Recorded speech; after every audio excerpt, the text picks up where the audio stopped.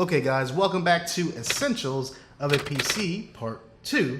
And in this episode, I'm going to talk about the GPU, the storage or the hard drives, and the input-output, and also the case.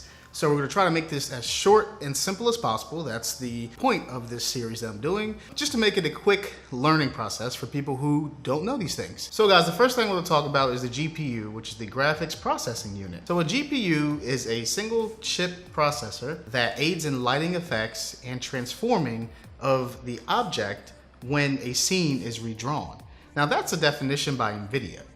Now how do we see it? Well, basically a GPU is going to take stress away from the CPU, because having these large mathematical equations can be a lot for just a regular CPU. So what the GPU does, it takes those mathematical equations and it does it for the CPU.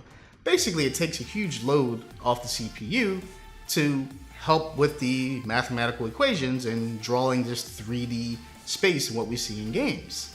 So long story short, a GPU takes the stress off the CPU when you're playing 3D games or rendering anything in 3D. So the two major brands of graphics cards are NVIDIA and AMD, which we all know, GeForce and Radeon graphics. So the graphics card, in my opinion, are like your eyes. So your eyes taking this image, it processes it, and then obviously it's going to put it to your brain, or it's going to be a signal that goes to your brain that says this is the image. So that's what a graphics card does. Graphics cards come in all shapes and sizes, guys. I have one right here. This is my older Radeon graphics card. Don't use it anymore. Just kind of sitting around, but this is kind of what they look like. And it plugs right into your motherboard. I'll definitely get some B-roll up of this.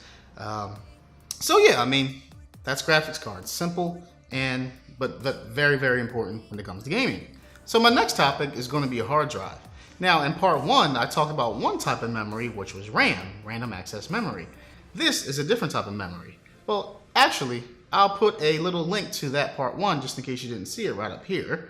And if you take a look at that, I'll explain what RAM is. What hard drives are, they are memory that is basically stored even when your computer is shut down. When you shut down your computer at night or whenever, and then you reboot it, that memory is going to be there. You don't have to worry about losing it. RAM, you're going to lose that memory when your computer is shut down. Hard drive memory, you won't lose that memory. So basically, you can say that hard drive, it stores all your files. You know, Word files, pictures, movies, videos. So there are different types of hard drives, and I'm going to go over the main three that I use and a lot of other gamers and PC enthusiasts use today.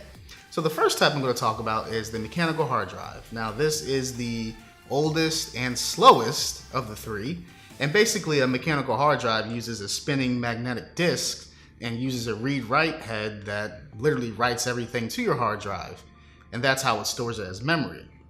Now, the next type of hard drive is called an SSD hard drive. So an SSD is a solid-state device that uses flash memory to store all your stuff. So flash memory is basically memory without any mechanical parts. So that's why when you see an SSD, it's actually a lot thinner. It's about almost the same size as a hard drive. It's actually a little smaller in width, but it's actually really, really thin, and it's faster. I wanted to show you guys the actual comparison of the regular hard drive, the mechanical one, and the SSD. Now the SSD is actually back on my computer, as you see. It's a little spot in my case that it's mounted on. I pulled my mechanical hard drive out to show you guys the size difference.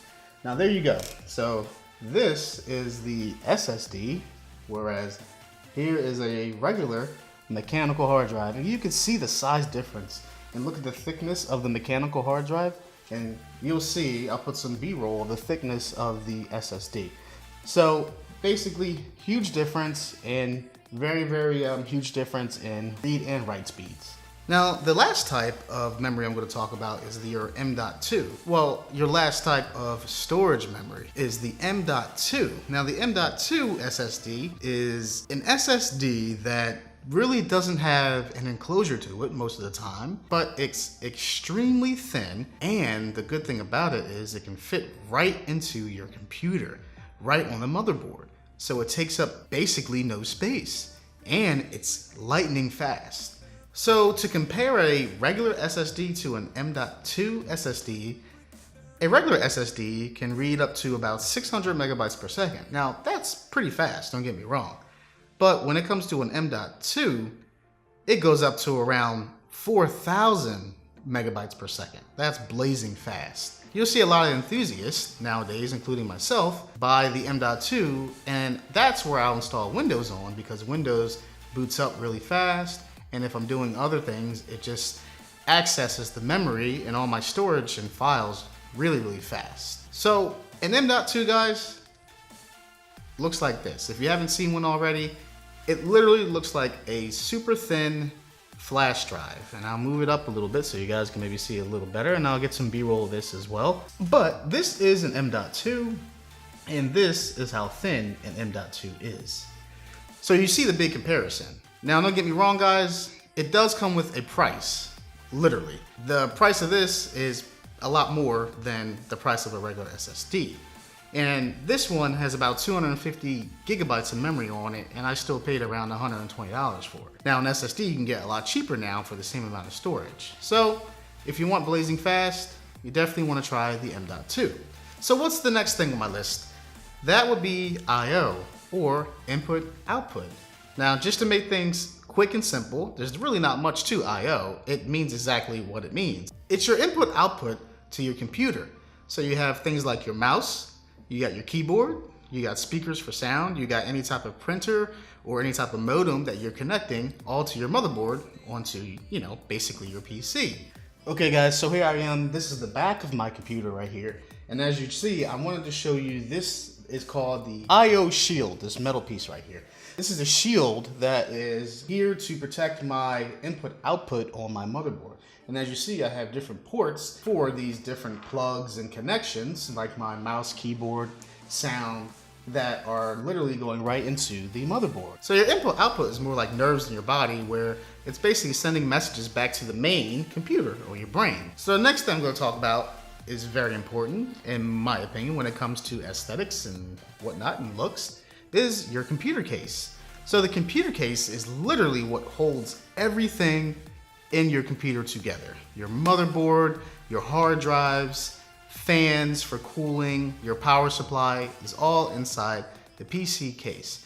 Now, the cool thing about a PC case is they come in all different shapes and sizes, and it's kind of up to you and your style of which case you want. Now, with me, I like big boxy cases with a nice see-through panel where I can show off some little RGB. But like I said, they do come in all shapes and sizes, and you can customize them. Now, in my opinion, what makes a good case? Well, a good case is something that's really not too big, but not too small. And also something very important is airflow, which we're gonna go into in part 3 of this series. You definitely want really good airflow, since there's a lot of things going on inside your computer that cause heat. And you wanna get that heat out of there so that way your components don't overheat. Guys, if you like what you see, don't forget to give me a like. If you love it, consider subscribing. And when you do subscribe, make sure you hit that bell icon so whenever I update something, it lets you know. And I will see you guys in the next part of this video, part 3. Peace out, guys.